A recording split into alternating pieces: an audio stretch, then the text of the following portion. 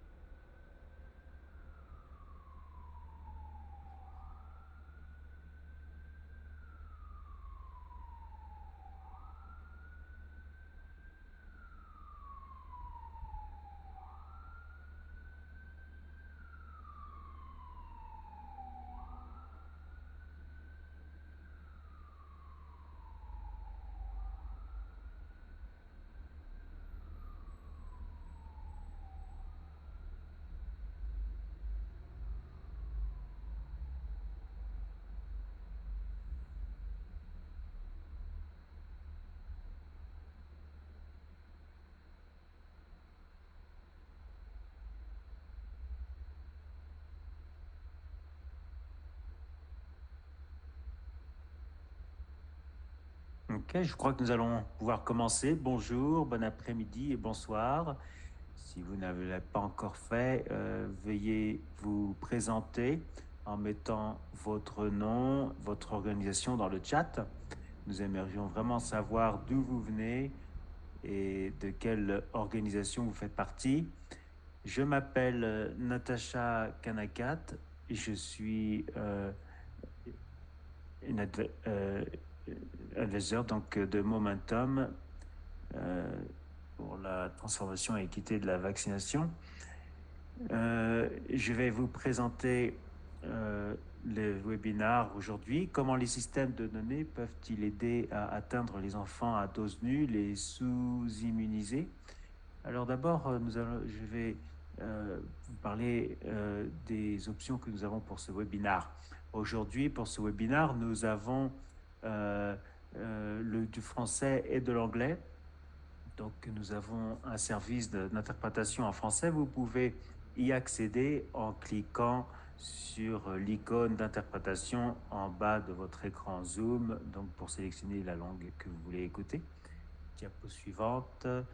Vous pouvez utiliser la fonction chat pour vous présenter, comme je vois que vous faites pour beaucoup d'entre vous, et vous pouvez également l'utiliser pour faire part de vos pensées pendant la présentation.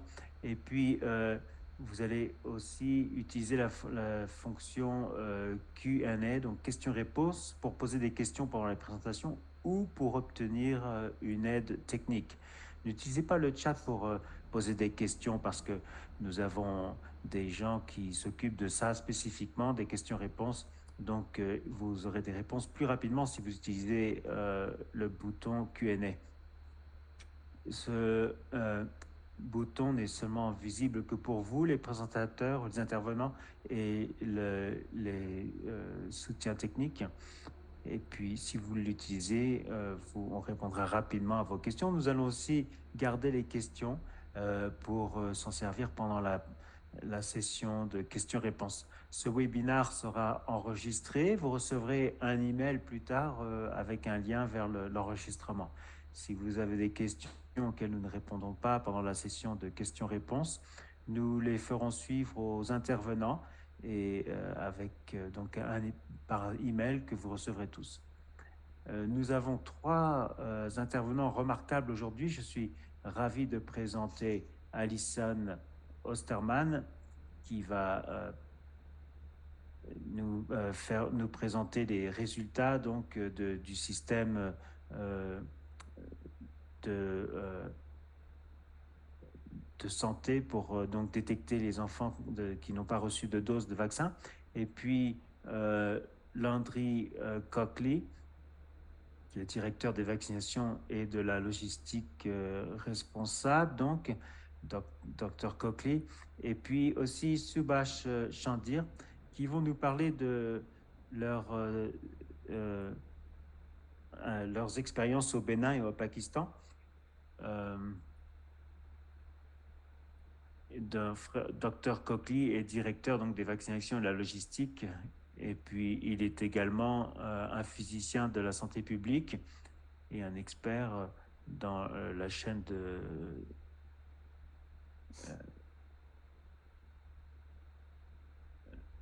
livraison.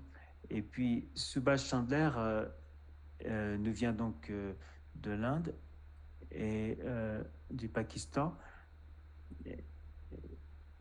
Dr Chandler fait partie de la faculté donc d'une école de santé publique. Et donc, passons à la diapo suivante. Pour commencer, je vais vous présenter le projet Momentum de transformation et d'équité de la vaccination de routine, l'introduction à la boîte à outils de l'enfant zéro dose et les résultats de l'analyse du paysage des systèmes d'information. Et puis, je vais passer la parole ensuite à mes collègues. Alors, nous aurons environ 15 minutes à la fin du webinaire pour répondre à vos questions et quelqu'un sera disponible pendant les questions-réponses, donc assurez-vous de faire part de vos questions avec la fonction Q&A.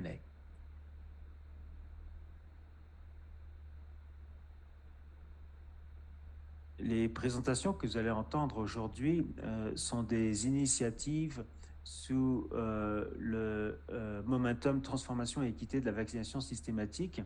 Nous sommes un projet fondé ou subventionné par USAID et nous envisageons donc un monde dans lequel toutes les personnes éligibles à la vaccination, depuis la petite enfance et tout au long de la vie, en particulier les populations mal desservies, marginalisées et vulnérables, donc bénéficient régulièrement de services de vaccination de haute qualité. Comme nous le savons, il y a des limites des systèmes de données administratifs actuellement pour quantifier et localiser avec précision les ZDC, donc les zéro dose children, les enfants qui n'ont pas reçu de dose. Et l'OMS a élaboré un projet de boîte à outils qui propose une approche intégrée pour identifier les communautés non vaccinées et les enfants n'ayant reçu aucune dose ou pas suffisamment vaccinés. Et tout cela en utilisant des critères de prise de décision et des outils combinés pour décider quand, où et comment aller sur le terrain pour mener des évaluations rapides de commodité ou des enquêtes probabilistes ciblées. La boîte à outils est liée et complémentaire aux manuels et guides déjà disponibles. Ceux qui travaillent à soutenir les vaccins peuvent identifier, atteindre et régir donc les communautés qui sont sous-vaccinées et les vaccinations donc personnelles. Diapo suivante. Donc nous utilisons une approche multiméthode pour affiner la boîte à outils. Cette méthode comprend des échanges de connaissances, un design collaboratif et des tests de terrain. Les échanges de connaissances se focalisent sur les méthodes et aussi le fait de saisir les données dans l'outil.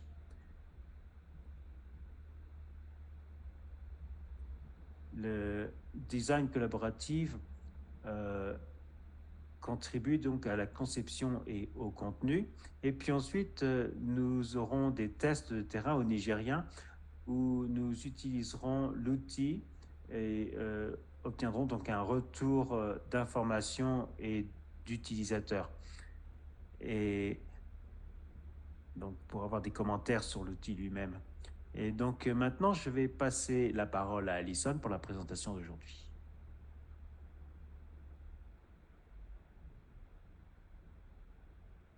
Merci Natacha et merci à tous et toutes donc, qui vous êtes joints à ce webinaire et donc ceux qui ont été invités aussi pour présenter les résultats d'une analyse du paysage du système d'information sanitaire et des outils de données permettant d'identifier, d'atteindre et de surveiller les enfants à dose nue, les sous-immunisés.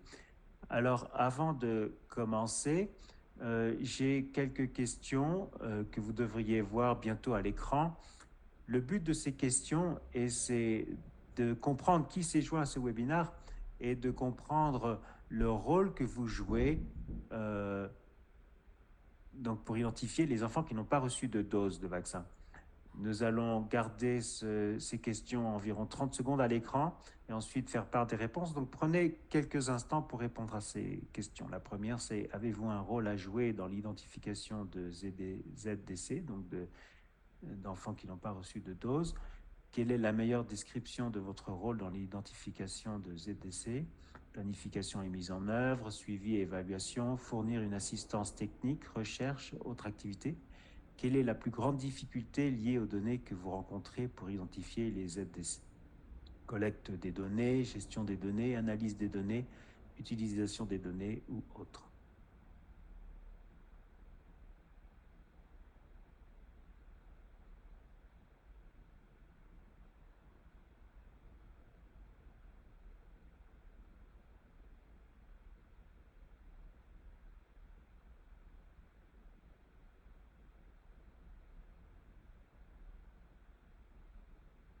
Merci à tous d'avoir participé à ce sondage.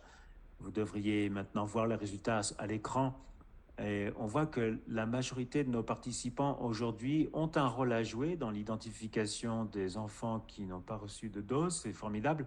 Et puis, quant au rôle, j'ai l'impression qu'on a un peu de tout. Donc, je vois beaucoup de participants qui s'occupent donc de planifier et de mettre en œuvre. Et la plupart des participants aujourd'hui font plutôt le suivi et l'évaluation. Et puis, environ 22% fournissent donc une assistance technique. 19% sont dans la recherche.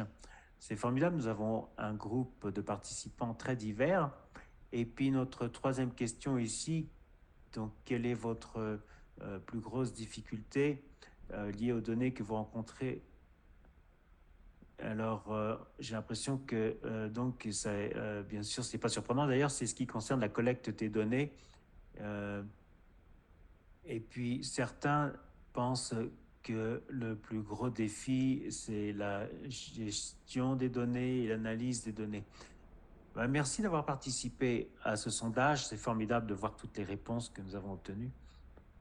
Et puis, je crois aussi que ces renseignements sont très utiles pour mettre notre présentation dans le contexte aujourd'hui. Et je voulais vraiment vous aider à considérer quelques-uns des genres d'informations et des outils que vous pourriez utiliser si vous ne le faites pas déjà, donc pour faire face à ces défis et à mieux identifier donc les enfants qui n'ont pas reçu de dose de vaccin. Et donc, j'aimerais commencer par parler de quelques concepts clés qui vont revenir souvent pendant ces présentations. Tout d'abord, comme je pense que vous le savez pour la plupart, les enfants ZDC donc, sont ceux qui n'ont reçu aucun vaccin de routine et les enfants sous-vaccinés sont ceux qui n'ont pas reçu une série complète de vaccins de routine. Et puis les communautés oubliées sont des populations donc géographiques dont l'accès à la vaccination et à d'autres services de santé essentiels est systématiquement limité. Donc il y a des obstacles pour atteindre ces communautés. Et puis sur la droite de cette diapo, vous voyez un graphique que l'on appelle le cadre IRMA de Gavi, donc identifier, atteindre, surveiller, mesurer, défendre pour atteindre les enfants n'ayant pas reçu de la dose 0 et les communautés manquantes. Et vous pouvez voir que nous focalisons spécifiquement sur les interventions auprès des régions sensibles. Et puis aussi, nous avons la définition des systèmes d'information sanitaire qui sont donc au service de multiples utilisateurs pour un large éventail d'objectifs qui peut être résumé comme la production d'informations permettant aux décideurs et à tous les niveaux du système de santé d'identifier les problèmes et les besoins. Nous avons fait une analyse du paysage donc parce que nous étions intéressés par comprendre les outils de systèmes d'information de santé étaient couramment utilisés, notamment donc pour identifier et toucher donc les enfants ZDC ou qui n'ont pas reçu de vaccin. Et donc la question était de savoir si nous pourrions avoir de nouveaux outils pour toucher cette population. Diapo suivante. Donc les questions clés qui ont guidé l'analyse du paysage sont listées ici. Nous avons spécifiquement regardé au type d'informations et de besoins dont les professionnels de santé avaient besoin pour identifier, atteindre et suivre les enfants qui n'ont pas reçu de dose et les enfants sous-vaccinés, ou quels sont les outils de données et les systèmes d'information qui recueillent actuellement ces informations. Et puis, troisième question, quelles sont les exigences fonctionnelles de ces outils et systèmes pour identifier, atteindre et surveiller les enfants n'ayant reçu aucune dose? Et puis, quels renseignements peut-on tirer des outils et des systèmes mis en place pour la vaccination donc, de la COVID-19? Diapo suivante. Nous avons pensé donc aux questions que le personnel de la santé pourrait se poser et des besoins qu'ils pourraient avoir. Et donc, nous avons fait la liste des fonctions ou des composants que ce système d'information ou les outils de données dont ils auraient besoin donc, pour faire face aux besoins. Et donc, vous voyez sur ce tableau que nous identifions donc, par exemple, combien d'enfants peuvent être vaccinés, où vivent les enfants non vaccinés et pourquoi ils ne sont-ils pas vaccinés. Et le système qui est nécessaire pour cela, c'est donc la possibilité de collecter des données sur la population et les dénominateurs, l'inscription à la naissance, c'est-à-dire que le système devrait pouvoir permettre d'inscrire les enfants pour la vaccination dès la naissance. Et puis nous devons aussi avoir des identifiants uniques, c'est-à-dire avoir un moyen de donner un numéro d'identification unique à chaque enfant pour la vaccination et qui permet donc de faire le suivi pour chaque enfant et de voir leur statut de vaccination. Et je ne vais pas passer en revue toutes ces fonctions maintenant parce que nous en parlerons plus avant lorsque nous parlerons des renseignements, des outils spécifiques de données qui ont été identifiés. Et on en parlera plus tard dans la présentation. Mais une chose que je voulais souligner alors que je présentais, c'est que je vais me focaliser particulièrement sur les résultats qui nous ont permis d'identifier les enfants sous-vaccinés ou qui n'ont pas reçu de vaccin. Et je vais passer plus de temps sur les étapes donc, qui ont trait à atteindre et à contrôler. Et parce que c'est important donc se focaliser sur les stratégies qui permettent d'atteindre les enfants non vaccinés. Alors maintenant, j'aimerais faire une pause et avoir quelques commentaires de nos participants. Donc, j'ai deux questions. Nous aimerions savoir tout d'abord quelles données recueillez-vous et utilisez-vous actuellement pour identifier les enfants sous-vaccinés? Et deuxièmement, quelles sont les informations dont vous avez besoin et que vous ne possédez pas encore et qui vous aideraient à identifier les enfants qui n'ont pas reçu de vaccin? Donc, ce sont deux questions ouvertes. Saisissez vos réponses dans la boîte de sondage. On va vous donner environ 1 minute et puis ensuite, nous ferons part des résultats.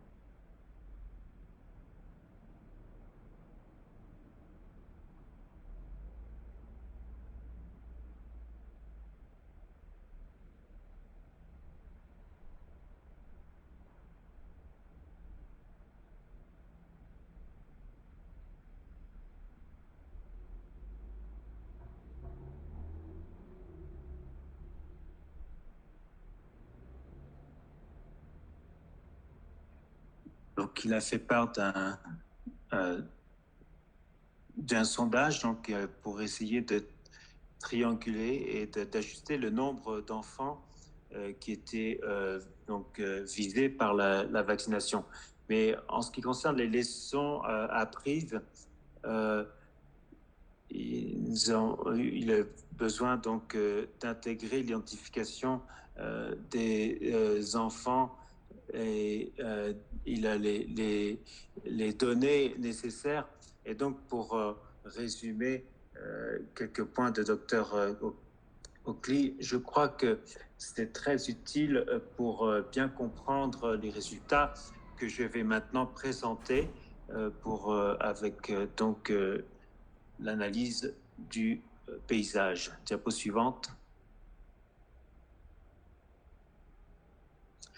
Nous avons passé en revue plus de 160 documents et nous avons identifié 11 systèmes d'information et outils de données primaires dont certains sont déjà utilisés pour renforcer l'équité en matière de vaccination, tandis que d'autres ont un fort potentiel ou bien nécessitent de légères adaptations. Donc, nous avons groupé ici les systèmes en fonction de leur principal utilisateur. Nous avons donc les clients, les prestataires de soins, et puis les gestionnaires de santé ou de ressources, et puis les services de données. Et donc, nous avons pensé à qui utiliser ces systèmes et à quel niveau la donnée était-elle sélectionnée. Ou est-ce que c'était au niveau de sécurité et puis nous avons aussi une quatrième catégorie donc, qui contient des outils tels que l'évaluation de la qualité des données et qui ont donc plusieurs objectifs. Et puis nous avons aussi fait une carte donc des 11 systèmes et outils de multiples des 11 systèmes et d'outils. Et vous pouvez voir donc les composants qu'ils avaient et comment ces composants ou ces fonctionnalités pouvaient permettre donc d'atteindre ces enfants qui n'avaient pas reçu les doses. Et puis une autre façon d'utiliser ce tableau, c'est de penser au genre de renseignements ou de besoins que vous avez et de trouver les outils qui s'alignent le mieux avec vos besoins.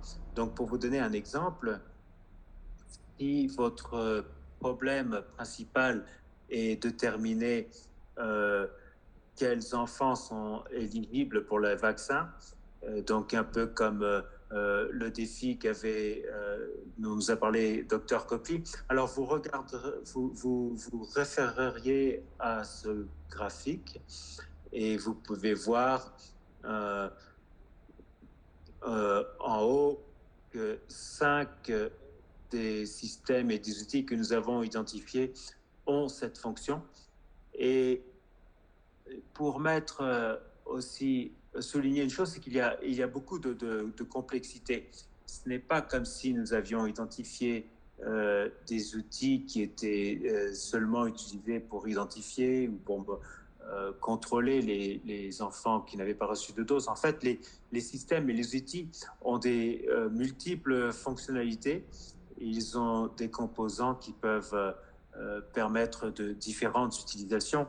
Et quelques-unes de ces fonctions dépendent également de comment le système est configuré. Par exemple, si on parle d'un IAR, la fonctionnalité est basée sur sa configuration.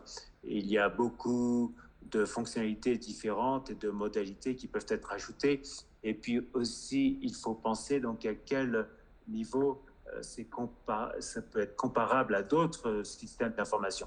Dans la diapositive suivante, je vais parler de quelques-uns de ces outils dans plus grand détail.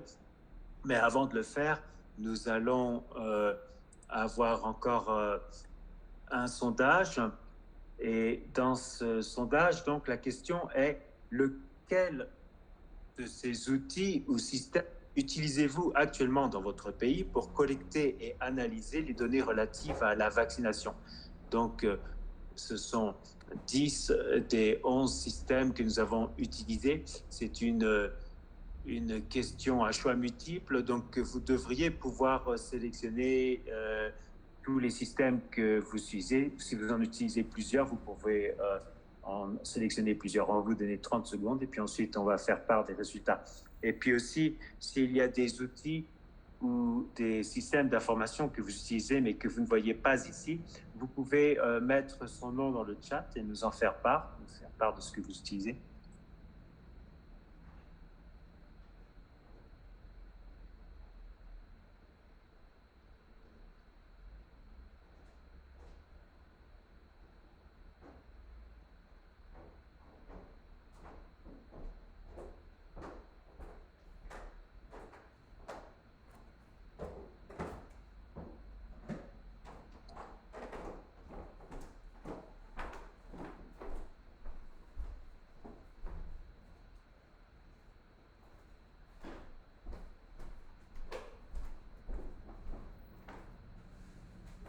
Merci à tous pour votre participation. Et avant de voir les résultats, je vois aussi dans le chat, par exemple, School Children Immunization Card. C'est un outil qui est utilisé, qui n'est pas dans notre liste ici. Merci de nous en faire part. Alors, j'ai l'impression que l'outil le plus souvent utilisé ou les systèmes d'information le plus utilisés, c'est Health Management. Par exemple, DH2, 63% des participants disent que c'est un système qui est utilisé. Et puis aussi, j'ai l'impression que Immunization Coverage Surveys, 44%. Et puis ensuite, en termes de fréquence, Monitoring Charts and Data Chartboard, et puis ERS aussi, 32% l'utilisent, et 42% utilisent Home-Based Record. OK. Et puis, les autres ne sont pas aussi souvent utilisés, par exemple, Community-Based Information System, je vais en parler un peu plus avant, et puis Geospatial n'est pas également utilisé aussi fréquemment. Alors, merci beaucoup à tous d'avoir participé à ce sondage. Dans les quelques diapos suivantes, je vais parler des résultats sur ces 3 systèmes d'information et outils de données. Donc, les systèmes d'information communautaire, les registres à domicile, et puis aussi notre prochain intervenant va parler comment les registres électroniques de vaccination ont été utilisés au Pakistan. Je ne vais pas donner beaucoup de détails parce que certains de ces outils étaient des stratégies de domination. Ce sont des outils dont vous entendrez parler pendant les séries de webinars et donc on pourra aussi les mettre en pratique. Passons à la diapo suivante. Merci. Alors d'abord, nous allons parler des systèmes d'information communautaire, ou SIC. Alors, je crois que c'était environ 10% d'entre vous qui disent que vous utilisez ces genres de systèmes. Si vous pouviez mettre dans le chat, si vous les utilisez, est-ce que ça vous aide à identifier les enfants qui n'ont pas reçu de vaccin ou qui sont sous-vaccinés? Et pouvez-vous nous faire part des défis que vous rencontrez quand vous utilisez ces outils? Ça pourrait être un renseignement très utile. Les SIC, donc, c'est des systèmes utilisés pour recueillir des informations sur les enfants qui vont bientôt naître. C'est donc des données qui sont collectées par CHW et quelques-unes des plateformes que SIC utilise, par exemple Comcare, Community Health to Care, Edicare, ce sont des plateformes que ces systèmes d'information basés sur la communauté utilisent. Ce sont des systèmes qui ont de nombreuses fonctionnalités, mais dans cette diapo, je souligne spécifiquement des moyens de les utiliser donc pour identifier les enfants qui n'ont pas reçu de vaccin. Par exemple, on peut l'utiliser donc pour enregistrer les naissances dans la communauté, ou par exemple, comme on l'a dit au Kenya, ici on le voit dans l'exemple du Kenya au bas de la diapo, on peut l'utiliser aussi pour les femmes enceintes et les enfants, donc pour enregistrer les femmes enceintes et les enfants en vue de leur vaccination et d'autres services. Et donc, on peut utiliser ces outils pour s'assurer que des communautés entières soient vaccinées, même avant la naissance des enfants. Et puis, on peut aussi les utiliser pour faire le suivi d'enfants qui ne sont jamais amenés jusqu'à des hôpitaux, des centres de santé, parce que ce sont des enfants donc, qui n'ont pas encore reçu de vaccin. Et puis, aussi, nous avons trouvé un exemple de l'utilisation de ces outils en combination avec des technologies géospatiales pour toucher les communautés qui pourraient être oubliées. Et donc, c'est vraiment utile pour la micro-planification de la vaccination. Diapo suivante. Donc, maintenant, nous allons passer aux enregistrements à domicile, les HBR. Ils sont utilisés donc pour garder un historique des soins de la santé et ils peuvent être sur papier ou électronique et ils aident donc les agents de santé à savoir les soins qu'un enfant a reçus. Et l'utilisation des HBR est associée avec une amélioration dans la vaccination. Et puis nous avons aussi trouvé que les vaccins, que les pays qui utilisent ce genre d'outils aident donc à avoir de meilleures vaccinations.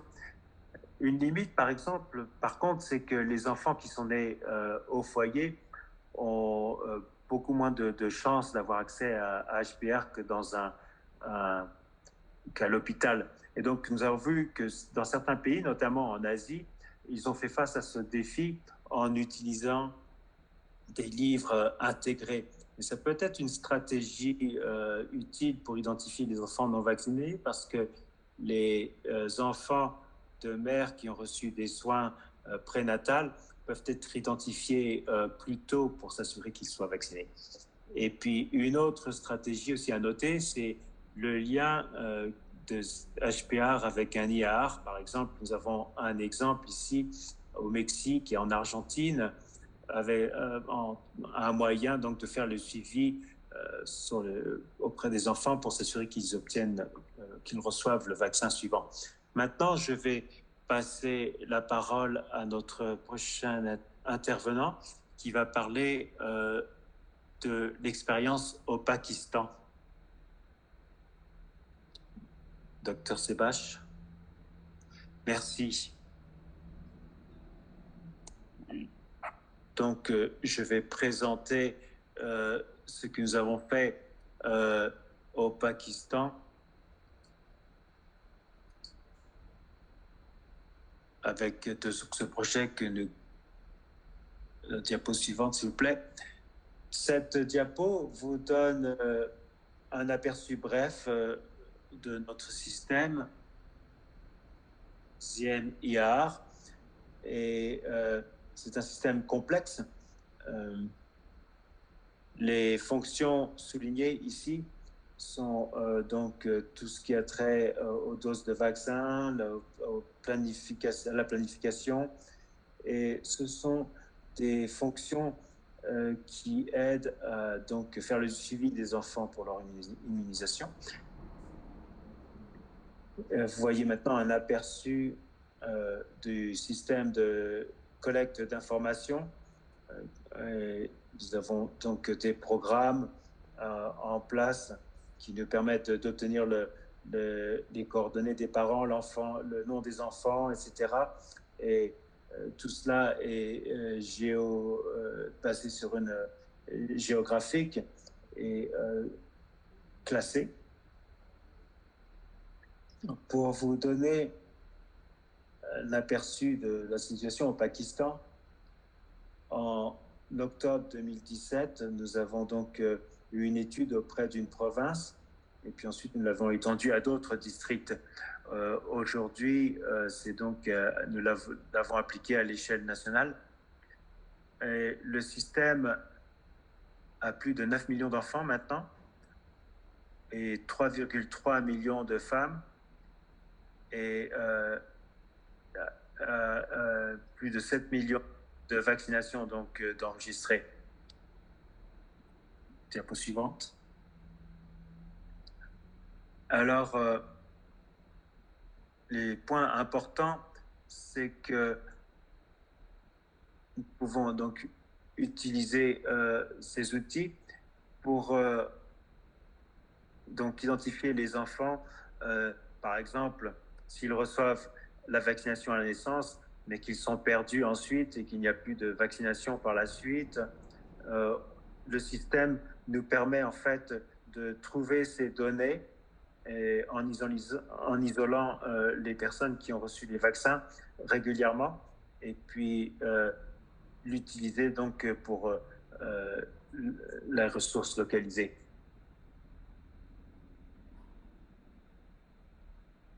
Et il nous permet de localiser les enfants et de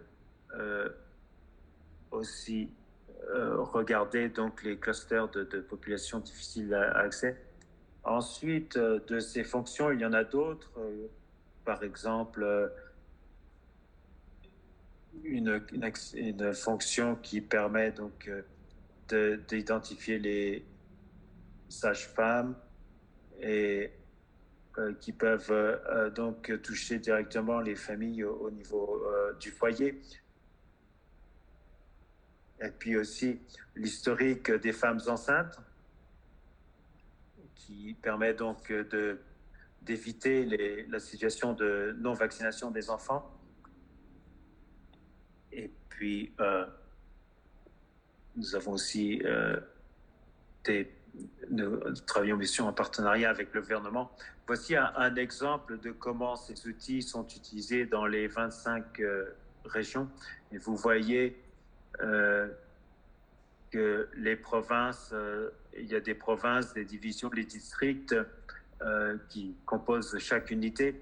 Et vous voyez sur la carte les régions où il y a beaucoup d'enfants non vaccinés. Diapo suivante. Voici un exemple. En fait, c'est différent, bien sûr, pour chaque pays. Il y a des pays qui ont des clusters. Au Pakistan, nous avons un cluster dans les régions rurales où les enfants sont moins vaccinés. Diapo suivante. Donc, la limitation de ces outils, c'est la proportion des enfants donc, qui ne sont pas présentés aux hôpitaux et qui n'interagissent pas directement avec le système. Diapo suivante. Par exemple,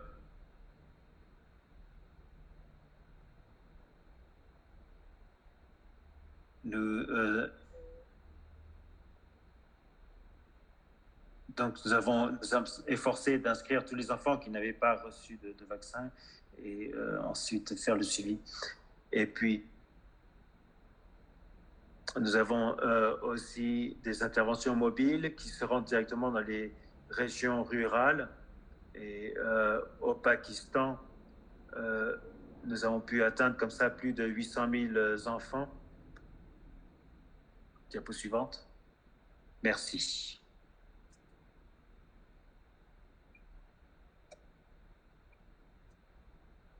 Merci beaucoup, Dr Subhash, pour cette présentation. C'est vraiment intéressant de voir comment vous avez fait face à certaines des limitations du système afin que vous puissiez l'utiliser pour identifier les enfants qui n'ont pas été vaccinés. Diapo suivante, s'il vous plaît. Donc, nous allons maintenant arriver presque à la fin de notre présentation. Il ne reste que très peu de temps, donc je vais essayer d'aller vite pour que nous ayons du temps pour les questions-réponses. Donc, diapo suivante.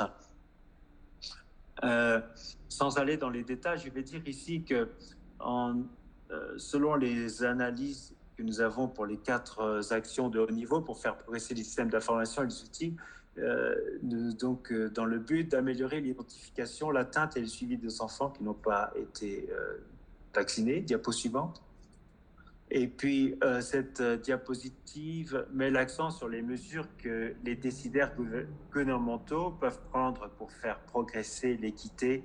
Je n'ai pas le temps de passer tout cela en revue, mais je vous encourage à regarder notre rapport, si ça vous intéresse, si vous voulez en apprendre davantage à ce sujet. Diapo suivante. Et donc, ça conclut ma présentation.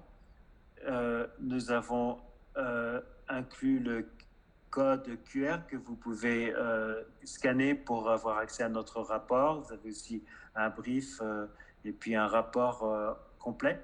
Je vais maintenant passer la parole à Natacha qui va nous aider à faire notre session de questions-réponses. Merci à Alison, Dr. Copley, Dr. Gender pour toutes les présentations excellentes. Je crois que nous allons commencer avec des questions de Snuva qui va faire le suivi avec Dr. Gender. Elle dit, j'ai vu les sondages utilisés GIS Data, donc pour identifier les coordonnées afin que tout le monde puisse atteindre les foyers. Est-ce que vous avez des mesures en place ou bien il y a des problèmes éthiques alors que nous essayons de vacciner les enfants? Donc, Dr. Gender, si vous voulez répondre. Oui, merci Natacha. Je vais essayer d'y répondre. Oui, alors, ce que nous faisons, bien sûr, il y a toujours des soucis avec la sécurité des données. Et il est important donc que ces données soient en sécurité. En ce qui concerne JSA, c'est protégé par le gouvernement et nous suivons donc les instructions du gouvernement. Et donc, c'est utilisé directement par les programmes du gouvernement pour atteindre les enfants et ce n'est pas utilisé par quiconque, par toute autre personne pour un autre but. Donc, je ne crois pas que ce ne soit pas éthique que le gouvernement fasse le suivi des vaccinations. Mais oui, c'est important de surveiller, de contrôler les data, les données et de les garder en sécurité. Ça, c'est sûr, c'est très important. Merci. Et il y avait un autre commentaire par Desnova plus tôt, et je vais le lire également. Parce qu'il fait mention de quelque chose d'important sur la validité d'utiliser Beta-1 pour la définition des enfants qui n'ont pas reçu de vaccin. Et donc, il a dit, Youssef, je crois que la couverture de vaccination décroît avec l'accroissement des enfants. Il n'y a pas... Penta est un indicateur des vaccins au Bangladesh puisque la couverture complète des vaccins est meilleure que Benta. Donc, est-ce que quelqu'un voudrait répondre à ce commentaire si vous connaissez donc le contexte du Bangladesh? Oui, moi je peux aussi y répondre. Le Bangladesh, je crois, est un exemple, comme il a été dit, par les participants. Il y a des défis. L'idée, c'est que nous voulons capturer les enfants qui n'ont jamais reçu de vaccin. Si vous regardez donc les oreillons, je crois que l'idée est de les toucher très jeunes. Et dans beaucoup de pays, ce n'est pas utilisé, mais si vous regardez, si vous attendez donc la pandémie, ce sera trop tard, bien sûr. Et donc, il est important de très tôt donc d'identifier les enfants qui sont pas pris en compte par le système. Merci. Nous allons maintenant beaucoup de commentaires dans notre question-réponse. Donc, je vais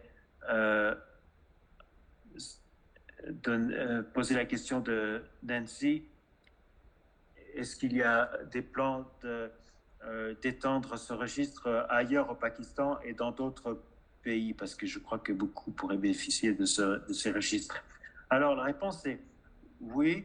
Euh, Depuis 2017, donc, ça a été étendu à plusieurs districts, à la capitale du Pakistan, mais aujourd'hui, donc, comme j'ai dit, c'était au niveau national au Pakistan quand même. Merci. Et puis, je crois que nous avons une autre question de quelqu'un qui n'a pas donné son nom, c'est que l'expérience donc des participants dans l'utilisation de ces données pour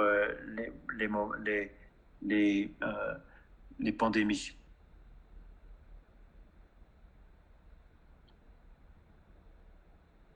Donc, je vais essayer en anglais.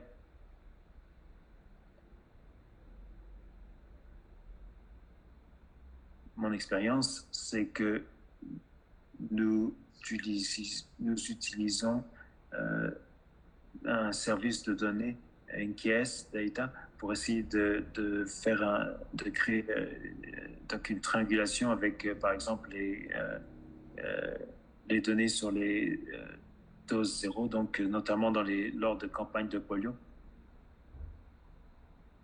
Et nous supposons que les régions ont beaucoup d'enfants qui n'ont pas reçu de dose.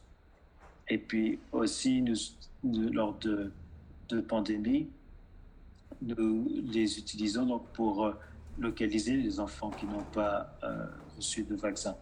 Et donc, quand nous faisons nos ajustements et que nous essayons d'estimer donc combien d'enfants n'ont pas reçu de vaccin, nous le comparons avec les données de pandémie pour essayer de trianguler, donc d'avoir la meilleure localisation des enfants non vaccinés.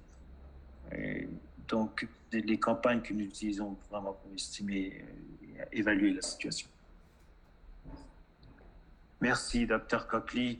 Je crois que malheureusement, je vais devoir arrêter parce que, comme nous l'avons dit au début du webinaire, nous allons faire part de toutes les diapos et de l'enregistrement et de toutes les questions qui n'ont pas reçu de réponse on y répondra par email. Et est-ce qu'on peut passer maintenant à la dernière diapositive d'évaluation? J'aimerais remercier nos présentateurs, nos intervenants et les participants aussi. Nous aimerions maintenant que vous preniez 2 minutes pour nous donner des commentaires sur le webinaire. Vous pouvez cliquer sur le lien dans le chat ou utiliser le code QR sur l'écran. Et ça prend que 2 minutes vraiment de répondre à cette petite enquête qui va nous permettre de savoir ce que nous pouvons améliorer à l'avenir. Et puis, vous allez recevoir un email avec le lien pour l'enregistrement d'aujourd'hui. Merci et à bientôt.